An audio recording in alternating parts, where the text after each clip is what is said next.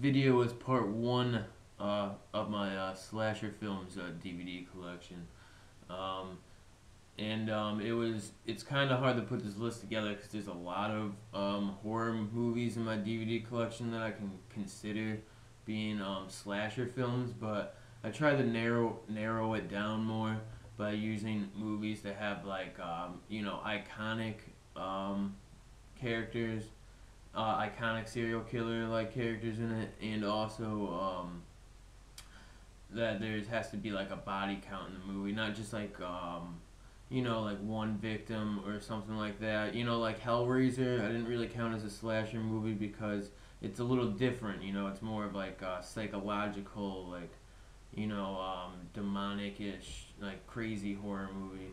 But I counted other movies like Leprechaun as a slasher movie. So just to get things straight, some movies that are in this list maybe you don't consider slasher movies, and some movies I might have not have put on this list that you consider slasher movies. But this is just my list, and this is just part one. There will be a part two also. And just get started with the classic Psycho, which I have this cool Universal dish that I've never seen really anywhere else except the one day that I bought it. I got it for used, but it's an older edition of the DVD, and it's got a cool insert and everything. I've had a couple editions of Psycho. I've had the classic Universal one. I've had a 2-disc one before too, but this one I just held on to because I like the cover to it, and it's just kind of a cool little edition of this movie, and I consider this a slasher movie. Definitely the godfather of all slasher movies, even though a lot of people would say maybe Halloween is, but I think this kind of started off that whole new genre of horror movies. Before this, it was a lot of more just like monster movies like Dracula, Frankenstein, and all that. And this was the first, well, not the first, but one of the first to really start making the next like style of serial killers, which is more or less just like a demented human being, someone who's like, just fucked up and murders people for whatever or reason. But I consider this a slasher movie, and it's definitely one of the most classics. And then this too, the Texas Chainsaw Massacre is another like early example, even though this is kind of like an exploitation movie, but the character Leatherface is just kind of iconic in like that slasher, type thing, along with Freddy and Jason. So I felt like I kind of had to include this one. But I mean, I consider it a slasher movie. I mean, it has the basic guidelines for a slasher movie. A bunch of teenagers get killed. But it's a really good.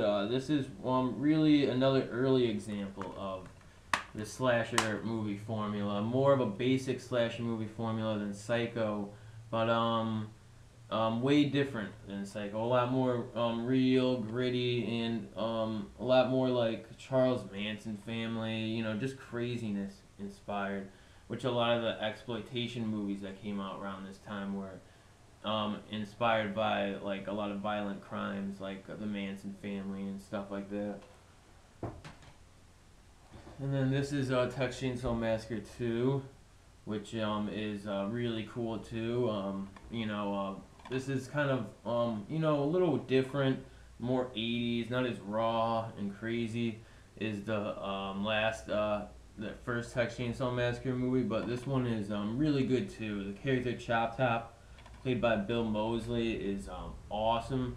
Always been disappointed in the cover art for this because I'm a huge fan of the original cover for this movie, which is a Breakfast Club parody, and I can understand why they don't want to use it because could be confusing to people going to buy the movie. They want to sell it like as a horror movie, not a comedy. But that's the thing. This movie isn't your basic horror movie. So I think it deserves its original cover because I think that's the way it was intended to be presented. But either way, really good movie. And then here's the start of the Halloween series, which Halloween 1, which I showed in my Anchor Bay DVD, which this is an early DVD release of Halloween, but very cool. And then this is Halloween 2 and 3, which I have a 2-pack by Universal. You can get a lot of different editions of this movie now. I know, I think Shriek Show or some new company just released both, not a new company, but just released new editions of these. And I know you can get other editions. A couple of my friends have older editions of this movie, and they all look cool, but I'm a really big fan of both of these movies. I mean, Halloween 2 is a really good sequel to the first one.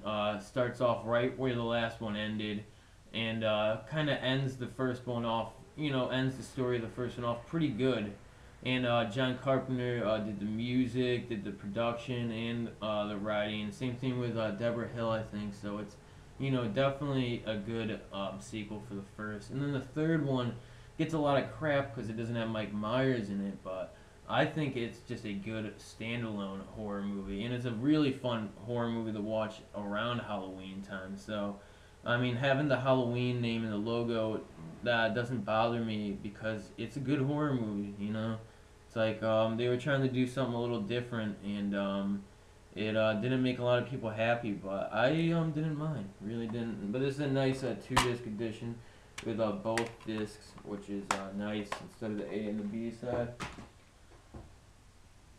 And then this is Halloween 4, which I showed in my Anchor Bay video too. But another classic in the series. This is one of my favorites, maybe even my second favorite after the first one. And then Halloween 5, which is cool too. Definitely like the best sequel, the direct follow-up to the fourth one. So if you like the fourth one, you will, kind of like the fifth one, even though it's not as good. But it's a little more ridiculous, so it doesn't take itself as seriously. But it's still a good movie. Still good, especially to watch on Halloween night, or during fall. It's a good horror movie. And then this is Halloween 6, which is which is a good one, but not my favorite.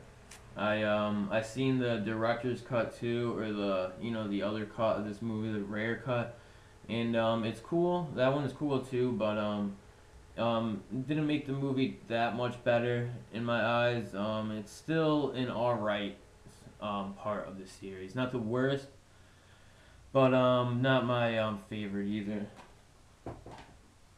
And then here is Halloween H2O, which is, this is when they start, it's like, is this a sequel to just the first one or the first two? Or, it's like, it's kind of confusing, but I think it's just a sequel to the first one. But either way, it's an alright movie. It's directed by Steve Miner, who directed one of the Friday the 13th movies, or a couple of them, and he did a good job with those, but not as big of a fan of this movie, even though it isn't, again, that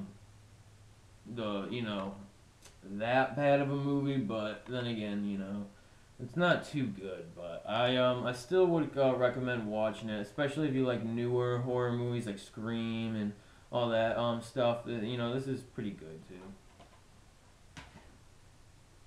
And then this too is probably one of the worst parts in the series. Halloween Resurrection. Tyra Banks, really, it's like, I don't know, but this again, the only time I ever watch this is probably when I'm having Halloween marathons around Halloween time. So that's really the only reason I bought it. But I did used to rent this back in the day, and I have some memories of it when I was younger, so it has some nostalgic value to me, but other than that, it's not that good of a movie, and would definitely say you could pass it. And I don't have the Rob Zombie Halloween movies, which I don't think are horrible, but again, I don't think that they're that great. I don't think Mike Myers needed a backstory, even though Rob Zombie did a pretty good job with the first one, and I thought the second Rob Zombie Halloween was decent too, but again, not as good as the classics. I'm always for the classics. Well, you do it good once, why do it again? And then here is a movie that some people might not consider a slasher movie, but I definitely do, which is Alien. And this is just a slasher movie in space with an alien instead of a serial killer, and a space crew instead of stupid teenagers. So the crew is a little bit smarter in this one, but that still doesn't say much because some of them still get killed off easily. So it's a fun movie, and this is legitimately scary. I still jump sometimes when I watch this movie because it's a dark. The movie is dark in the way that you can't really see too much of what's going on in some scenes, and you just get surprise attacked by an alien, and some of it is still pretty scary. This is one of my favorite science fiction movies, and definitely one of my favorite horror movies too. I love how it takes place in space, and this is my favorite part of the Alien series. A lot of people like Aliens the most because James Cameron did a good job on it, but I really am just a fan for this one. Prometheus was good too, but the third one in Alien Resurrection could definitely pass on those. But this, in my opinion, is the best. And then the start in on my favorite slasher movie series is the Friday the 13th series. This is my favorite horror movie series, and so that makes it my favorite slasher movie series too. The first two are good. My favorite is actually the third, which I'll be showing in a second, but this edition actually comes with a disc from the box set, which I always found was cool because I used to own the box set, but I ended up trading it in at one point, and I bought this at Kmart for just either $4 or $5, and I've loved it ever since. I've had it for 5 years, maybe something like that now, and it's just I like how it has the box set disc, and it's got both the posters with the original, the fonts and everything, and it's just again a basic edition, but it has everything you want on it. No special features, but I for some reason I really like this 2-pack. And then this is my favorite out of the Friday the 13th movies, which is part 3, which I just love everything about this. The 80s vibe from it, the music, the title disco song, which I just think is funny but also cool. And then just Jason, this is the first movie with him with a hockey mask, and it's just classic slasher movie. By this time the formula for a slasher movie was down, so this is just a slasher movie at its prime, like a really really good example of what a slasher movie is. Because I even like all the characters in this movie. They're all pretty fun, and I kind of care about them too. And it was just a good movie. I liked this a lot, and sort of the same goes with Friday the 13th Part 4, the final chapter, which is definitely a cool follow-up to Part 3.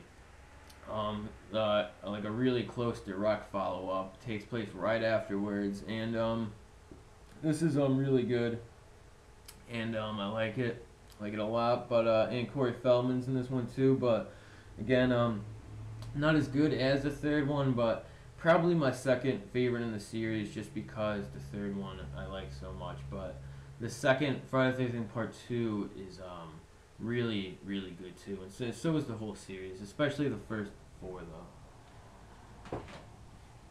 And then here is Part 5, A New Beginning, which this one has a copycat Jason in it, which may like discourage a lot of people because you know it's not actually Jason in this. But the thing is, it's a slasher movie with a dude in a hockey mask slashing people up, so it's pretty close. And it's but the thing that I really like about this movie is actually the characters. Some of them are funny, like not I don't think meaningly, but some of the characters are really funny in this, and the other characters I just like. It all takes place like in this kind of like rehab medical type place, for people who have had like fucked up lives, teenagers and stuff, and it's just I like a lot of the characters. It kind of has that Nightmare on Elm Street vibe, where in like a place like that, with all the people who have been traumatized and everything, like kind of like rehab or whatever mental hospital type thing. And this one is cool. I definitely like this one. It's a fun one, and definitely would suggest it as being a good part of the series too. And then here we have Friday the 13th Part 6, which is really cool too. Kind of like an homage to like the Hammer series, and like it's in a lot of the classic horror movies, like Jason gets brought back by lightning, so Jason is in this one again, and this one is really fun, really good, and another good installment in the series. And then this is part 7, The New Blood, which I like this one too.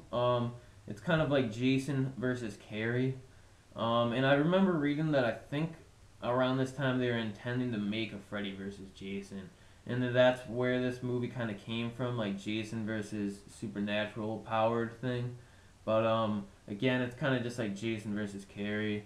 And it's pretty good. But I always felt it was kind of like a